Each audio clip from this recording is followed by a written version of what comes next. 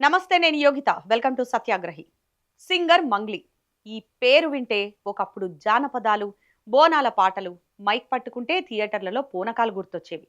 కానీ scene cut చేస్తే ఇప్పుడు అదే గొంతు, అదే పేరు, రెండు తెలుగు రాష్ట్రాల్లో ఏ రేంజ్ రియల్ వివాదాలతో ఊపేస్తోందో చూసారా? నిన్న కాక మొన్న ఫామ్ హౌస్ డ్రగ్స్ పార్టీ అన్నారు. ఆ తర్వాత అధిక వడ్డీ మోసాలన్నారు.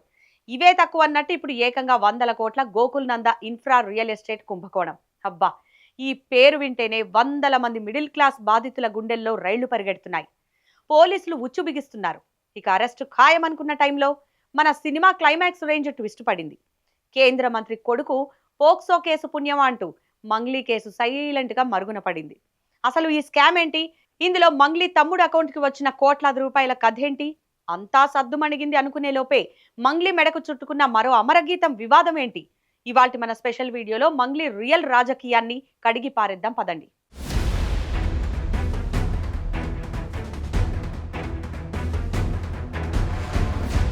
అసలు ఏం జరిగిందయ్యా అంటే, ఈ గోకుల్ నంద ఇన్ఫ్రా ఇండియా ప్రైవేట్ లిమిటెడ్ అనే ఒక ఘనమైన రియల్ ఎస్టేట్ కంపెనీ మార్కెట్లోకి వచ్చింది. రియల్ ఎస్టేట్ అంటే మాదే, మా దగ్గర ఇన్వెస్ట్ చేస్తే డబుల్ ధమాకా ఆఫర్లు అంటూ మిడిల్ క్లాస్ జనాల నమ్మకాన్ని గట్టిగా వమ్ము చేశారు. ఆ తర్వాత నిలువునా ముంచేశారు. ఇందులో కీలక సూత్రధారి మన A1 నిందితుడు రమావత్ మధు. అయితే ట్విస్ట్ ఎక్కడొచ్చిందంటే, ఈ మధుబాబుకి మన సింగర్ మంగ్లీకి ఏదో గట్టి కనెక్షనే ఉందంటూ బాధితులు రోడ్డెక్కారు. సరే, ఇలాంటి ఆరోపణలు రాగానే మన సెలబ్రిటీలు వెంటనే ఏం చేస్తారు? ఆయనెవరో నాకు తెలీదు, నాకేం సంబంధం లేదు, నేను కేవలం అమాయకపు బ్రాండ్ అంబాసిడర్ని మాత్రమే అని చేతులు దులిపేసుకుంటారు కదా. మన మంగ్లీ కూడా మొదట అదే సేఫ్ డైలాగ్ కొట్టారు. రమావత్ మధ అసలు తెలీదు బాబోయ్ అన్నారు. కానీ పెద్దలు ఊరికే అన్నారా, నిప్పు లేనిదే పొగ రాదు అని? ఈ సోషల్ మీడియా మహత్యం ఏంటంటే, దాస్తే దాగుతాయా నిజాలు? ఇద్దరు కలిసి చాలా క్లోజ్గా ప్రైవేట్ పార్టీలో దిగిన కొన్ని ఫోటోలు, వీడియోలు ఠక్కున లీక్ అయిపోయాయి. దాంతో Mangli defence wicket clean bowled అయింది. నాకు తెలియదు అన్న నోటితోనే అవునా, ఆ ఫోటోలు మావేనా అనుకోవాల్సిన పరిస్థితి వచ్చింది. పోని ఫోటోలు లీక్ అయితే ఆయన మా ఫ్యామిలీ ఫ్రెండ్ అండి, వెల్ విషర్ అండి అని కవర్ చేయొచ్చు, ఫ్రెండ్షిప్ అనుకోవచ్చు. కానీ పోలీసులు రంగంలోకి దిగి బ్యాంక్ అకౌంట్లు తవ్వడం మొదలు పెట్టారు చూసారా? అక్కడ దొరికింది అసలైన నిధి. మంగ్లీ సొంత తమ్ముడి బ్యాంక్ అకౌంట్లోకి ఈ గోకుల్ నందా కంపెనీ నుంచి భారీగా నిధులు ట్రాన్స్ఫర్ అయినట్లు పోలీసులు పక్కా ఆధారాలు లాగారు. బాబోయ్, పాటలు పాడితే పైసలు వస్తాయి సరే, కానీ ఈ ముంచేసిన ఇన్ఫ్రా కంపెనీ నుంచి తమ్ముడు అకౌంట్కి అన్ని కోట్లు ఎందుకు వచ్చాయో ఆ దేవుడికే తెలియాలి. ఇక అంతే, నెటిజన్లు, మీడియా అంతా డిసైడ్ అయిపోయారు. ఇవాళ రేపో మంగ్లీ అరెస్ట్ ఖాయం, లేదా కనీసం పోలీస్ స్టేషన్ మెట్లెక్కడం గ్యారంటీ అనుకున్నారు.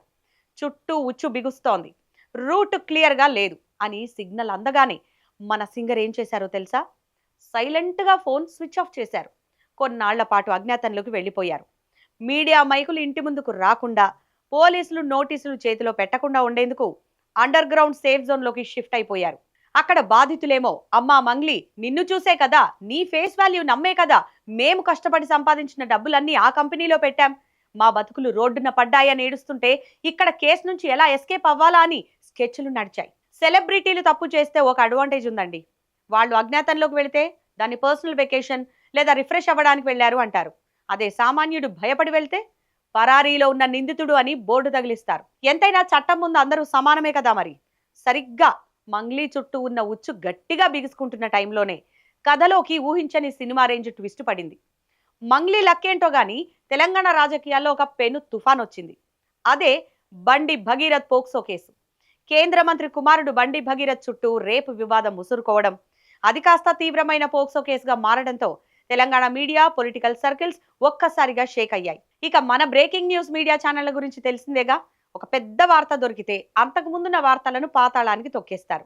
కేంద్ర మంత్రి కొడుకు కేసు, పోక్సో చట్టం అంటే రేటింగ్స్ నెక్స్ట్ లెవెల్లో ఉంటాయి. ఇంకేముంది, పొద్దున్న లేస్తే బండి భగీరథ్ కేసు, రాత్రైతే అదే డిబేట్లు. ఛానళ్లలో గ్రాఫిక్స్, థ్రిల్లింగ్ మ్యూజిక్లతో హోరెత్తించారు. దీంతో గోకుల్ నంద ఇన్ఫ్రా ఫ్రాడ్ కేసు, వందల మంది బాధితుల గోస, మంగ్లీ అకౌంట్ల వ్యవహారం అంతా సైడ్ ట్రాక్ అయిపోయాయి. ఒక తప్పును కప్పిపెట్టడానికి ఇంకొకడు అంతకంటే పెద్ద తప్పుతో రెడీగా ఉండడమే సెలబ్రిటీల అదృష్టం అంటే ఇదేనేమో. సరే, ఇక్కడే మీడియా ఫోకస్ మారింది కదా అని మన సింగర్ ఏం చేశారో తెలుసా? అజ్ఞాతంలో నుంచి నేరుగా సిలికాన్ సిటీ బెంగళూరులో ల్యాండ్ అయ్యారు. అవును, మీరు విన్నది నిజమే.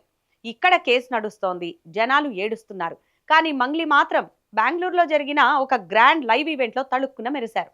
అసలు ముఖంలో ఏ మాత్రం తప్పు చేశామన్న ఫీలింగ్ కానీ టెన్షన్ కానీ ఉంటేగా ఎప్పట్లాగే తన మార్క్ హై ఎనర్జీ పాటలతో అక్కడి స్టేజ్ని ఊపేశారు. ప్రస్తుతం ఆమె బెంగళూరులో వరుస షోలతో ఫుల్ బిజీగా గడిపేస్తున్నారు. ఈ విజువల్స్ చూసి నెటిజన్లు సోషల్ మీడియాలో అగ్ని పర్వతంలా బద్దలవుతున్నారు. అక్కడ వేల కుటుంబాలు రోడ్డున పడి ఏడుస్తుంటే నువ్వు ఇక్కడ ఇంత హ్యాపీగా నవ్వుతూ షోలు చేసుకుంటావా, నీకు సామాజిక బాధ్యత లేదా అని గట్టిగా నిలదీస్తున్నారు. మొత్తానికి బండి భగీరథ్ పుణ్యమా అంటూ మంగ్లీ కేసు ప్రస్తుతానికి మరుగున పడిందనేది మాత్రం పచ్చి నిజం. ఇది ఇలా ఉంటే ఈ వివాదాలు చాలవన్నట్టు మంగ్లీ మెడకు మరో పాత వివాదం చుట్టుకుంది. అదేంటంటే తెలంగాణ సాయుధ పోరాటంలో రాష్ట్రాన్ని ఒక ఊపు ఊపిన మా భూమి సినిమాలోని బండెనక బండిగట్టి 16 బండ్లు గట్టి అనే అమరమైన పాటను మంగ్లీ గతంలో ఒక కార్యక్రమంలో పాడారు. అప్పట్లో నిజాంకు రజాకారులకు వ్యతిరేకంగా అమరజీవి గూడ అంజయ్య రాసిన ఈ పాట వెనకాల ఎంతో పెయిన్ ఉంది, ఎమోషన్ ఉంది, తెలంగాణ ఆత్మ గౌరవం ఉంది. కానీ ఆ పెయిన్ అర్థం చేసుకోకుండా ఏదో పార్టీల్లో పబ్బుల్లో పాడినట్టు గంతులు వేస్తూ డాన్స్ చేస్తూ మంగ్లీ ఈ పాట పాడటంపై ఇప్పుడు నెటిజన్స్ విరుచుకుపడుతున్నారు.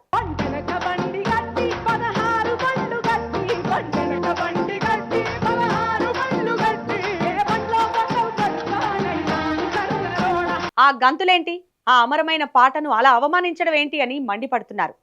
ఈ ప్రోగ్రాం పాతదే అయినప్పటికీ తెలంగాణ అవతరణ దినోత్సవం సందర్భంగా మళ్లీ తెర మీదకొచ్చి రచ్చవుతోంది. తక్షణమే మంగ్లీ తెలంగాణ సమాజానికి క్షమాపణ చెప్పాలని డిమాండ్ చేస్తున్నారు. ఒక సామాన్య గిరిజన యువతిగా కెరీర్ స్టార్ట్ చేసి తన టాలెంట్తో ఈ స్థాయికి చేరుకున్న మంగ్లీ ఇలా వరుసగా 100 కోట్ల స్కామ్లు, డ్రగ్స్ కేసులు, సంస్కృతిని అవమానించే వివాదాల్లో ఇరుక్కోవడం నిజంగా బాధాకరం. చట్టం తన పని తాను చేసుకుపోతుందో లేక ఈ వివాదాలు కూడా రాజకీయాల చాటున ఇలాగే కాలగర్భంలో కలిసిపోతాయో చూడాలి. మరి దీనిపై మీ అభిప్రాయం ఏంటి? మంగ్లీ నిజంగానే బాధితులకు సమాధానం చెప్పాలా? అలాగే అమర గీతాల పట్ల సెలబ్రిటీల ప్రవర్తన ఎలా ఉండాలి? ఈ వీడియో కింద ఉన్న కామెంట్ సెక్షన్లో ఖచ్చితంగా మీ అభిప్రాయాన్ని మాకు తెలియజేయండి. వీడియో నచ్చితే లైక్ చేయండి, మీ ఫ్రెండ్స్కి షేర్ చేయండి. ఇలాంటి ఇంట్రెస్టింగ్ అప్డేట్స్ కోసం మన ఛానల్ని ఇప్పుడే సబ్స్క్రైబ్ చేసుకోండి. Thanks for watching.